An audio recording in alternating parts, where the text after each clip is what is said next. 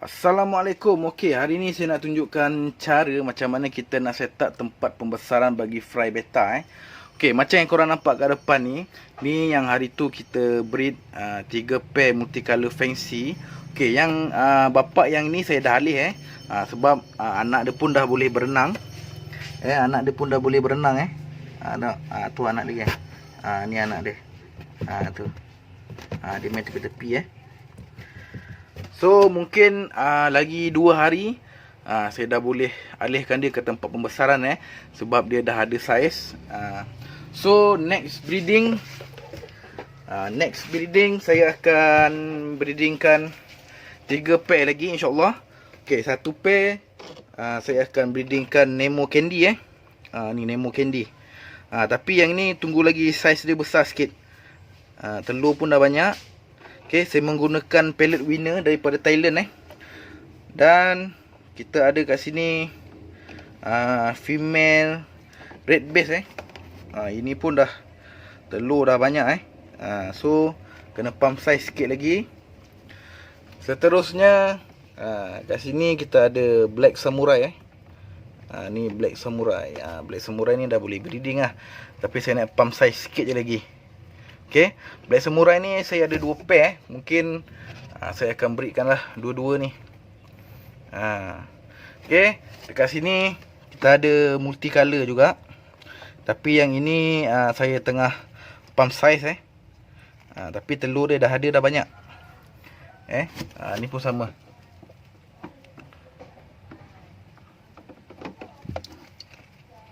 Nampak? Okay geng, insyaAllah next breeding saya akan buat video untuk korang. Tapi macam biasa geng, mana yang baru lagi di channel saya, korang jangan lupa untuk tekan subscribe dan support Pak Tam Betta. Ok geng, ni adalah tempat pembesaran bagi fry betta saya Saya menggunakan bekas kabus ni yang paling besar Saya tak pastilah saiz apa, tapi saya menggunakan yang paling besar. Dah tak ada besar lagi dah pada besar ni. So jadi saya menggunakan bekas ni lah untuk fry betta saya. So sebenarnya bekas ni saya letak ikan gapi geng. Ni ikan gapi saya. Disebabkan saya nak menggunakan bekas ni, jadi saya kena pindahkanlah ikan gapi saya. Okey, kejap lagi saya akan cuci. Lepas tu nanti saya tunjukkan macam mana nak set up air tempat pembesaran bagi fry betta lah. Okey geng, saya dah cuci dah tempat pembesaran ni. Lepas tu saya letak air lah. Okey, air yang saya guna ni air filter Kalau korang tak ada air filter, korang boleh peram lah air ni selama 4 hari. Kalau korang tak nak peram, korang boleh menggunakan anti klorin macam Tasenggon dan juga hypo anti klorin lah. Dua tu memang saya syorkan untuk korang gunakan lah. Okay, so ketinggian air macam biasa geng, 1 telunjuk jari sahaja. Okay, saya tunjuk kat korang 1 telunjuk jari.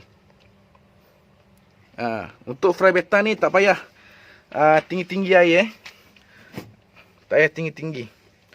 Takut nanti fry kita boleh terkena patah pinggang Okey geng, saya isi air dulu. Nanti kita akan tunjukkan cara macam mana saya set up untuk tempat pembesaran fry. Okey geng, saya dah siap isi air tempat pembesaran fry betta saya. So kejap lagi saya akan tunjukkan cara set up tempat pembesaran fry betta So dalam video ni sekali saya nak kongsikan sedikit ilmu. Ada orang tanya pada saya, kenapa sebelum kita bagi makan kita kena buka dulu sekat ni dekat suteng. Okey, sebab dia nanti saya akan bagi tahu lah. Saya buka dulu sebab sekarang ni pun jam dah pukul 6.30 untuk masa dia makan lah Ni Blue Rim induk baru saya. InsyaAllah nanti tahun depan saya akan breedkan dia lah So okey, secara normalnya bila kita buka sekat, ikan laga ni dia akan flare. Betul? Dia akan nak bergaduh. Okey, bila dia flare macam ni, dia akan mengeluarkan najis. Itu adalah salah satu cara untuk kita mencegah ikan laga kita terkena dropsy. Dropsy tu apa bang? Dropsy tu adalah penyakit ikan laga yang mematikan. Saya dah pernah bahaskan tentang dropsy ni dalam YouTube saya, korang boleh cari saja. So dan kedua kelebihan dia adalah untuk bagi ikan laga kita kekal aktif apabila kita tutup sekat ni macam ni, dia tetap aktif. Bila dia nampak kita dia main bawah, dia main atas, dia flare. Dia macam garang bila kita tunjuk jari pun dia dah boleh dia dah boleh flare dan sebagainya lah. Okey, kalau untuk half moon, lah ni yang saya bagi tahu, yang saya tahu saja sebab saya bukan breeder half moon, dan saya ada bertanya juga kepada kawan saya ni adalah seorang breeder half moon So saya kata dengan dia, sama tak jenis plakat dengan half moon ni apabila sebelum bagi makan kena buka sekat. Okey, dia kata sama dia kata sama, tetapi dia tak sarankan untuk kita buka sekat ni habis. Macam ni. Macam ni. Dia sarankan untuk kita buka saja separuh macam ni. Dan pastikan air ni tinggi. Kalau suteng kita tinggi macam ni. Supaya bila dia flare, dia tak pergi ke atas. Nanti bila dia pergi ke atas, dia punya dorsal ni akan patah dan akan boleh bengkok. Jadi tak cantik lah pada ikan half moon So saya tak berapa nak tahu sangat tentang half moon ni sebab saya belum breeding lagi untuk half moon ni. So inilah kenapa kita kena buat sebelum kita bagi makan Kita kena buka dulu sekat dia ni semua. Okey, dalam 10 ataupun ke 15 minit kita bagi dia flare. Okey, supaya dia punya tarik-tarik dalam perut tu dia keluar nanti kita boleh bagi makan. Okey.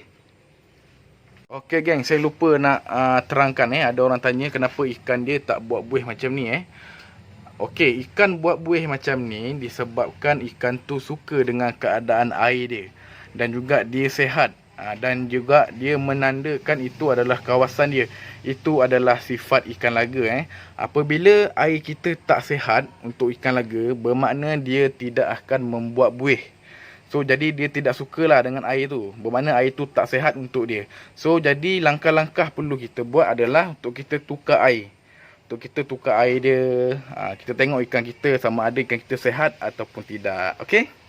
Okey geng, ni adalah tempat pembesaran fry beta saya Okey, bahan-bahan yang saya perlukan. Okey, ni macam masak pula Okey, alat-alat yang saya gunakan macam garam. Saya menggunakan garam biru kalau korang tak ada garam biru ni, korang boleh je guna garam dapur ke, garam ikan yang putih tu ke, tak kisah. Okey, disebabkan sekarang ni kat tempat saya tengah musim hujan saya terpaksa menggunakan AOG AOG ni korang boleh baca dekat sini. Alamak, dia tak fokus pula geng. Okey.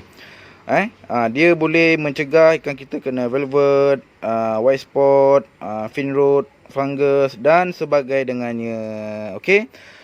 AOG ni yang saya tahu AOG ni yang saya tahu dia lebih kurang menjaga air supaya air tu tak kena kuman.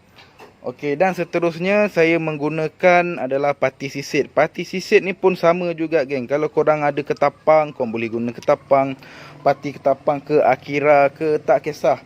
Okey, ni satu lagi lah saya nak bagi korang tip. Kalau korang menggunakan daun ketapang, korang letak kat tempat pembesaran pastikan 4 hari sekali korang tukar ketapang tu dengan yang baru. Kita jangan biarkan ketapang lama-lama dalam air sebab daun ketapang ni dia akan reput dekat dalam air. Jadi bila dia dah reput, ada lendir, dia pun boleh menyebabkan ikan laga kita kena penyakit. Lagi-lagi bila fry ni fry saya saya tak pernah menggunakan daun ketapang pun. Saya menggunakan pati sisit dan juga pati ketapang. Okey, ni fry saya ni berumur 2 minggu 4 hari saya menggunakan BBS saja. Satu hari 3 kali saya bagi makan. Yang ini 2 hari lepas saya baru pindahkan dia. Ni adalah Black Samurai F3 saya. Okey. Mungkin kau tak nampak sebab dia kecil lagi tu. Dia gerak-gerak. So bila korang buat tempat pembesaran ni, keadaan di luar rumah korang lah, contohnya macam outdoor, pastikan korang tutup dengan rapat. Jangan bagi air hujan masuk takut nanti masalah pula kat fry korang sebab biasanya saya akan tutup lah kalau hujan. Kalau tak hujan saya buka je macam ni. Okey geng, tak nak melengahkan masa, jom kita terus setting air untuk pembesaran. So kalau biasanya garam ni saya menggunakan 1 sudu susu ni saja. Kita taburlah. Bagi dia rata apa semua kan. Kalau boleh kita kacau je macam ni bagi dia rata. So kalau korang menggunakan filter ni, korang boleh terus guna ataupun kalau korang tak nak guna, kau boleh guna esok ataupun korang peramlah 2-3 hari macam tu lah. Kalau saya terus guna je. Ni 1 sudu susu sahaja. Alamak, jauh pula kan. Okey geng, lepas tu pati sisit pati sisit letak setengah cawan. Okey, ni setengah. Lepas tu kita kacau lah dia. Pastikan tangan korang bersih korang kacau dia. Kena ada minyak-minyak apa semua. Okey.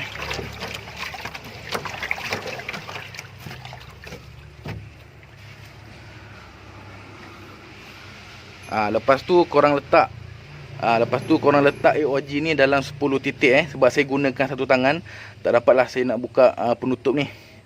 Okey geng, sampai di sini sajalah video saya. Kalau korang ada cadangan ataupun pertanyaan, korang boleh tinggalkan komen dekat bawah tu.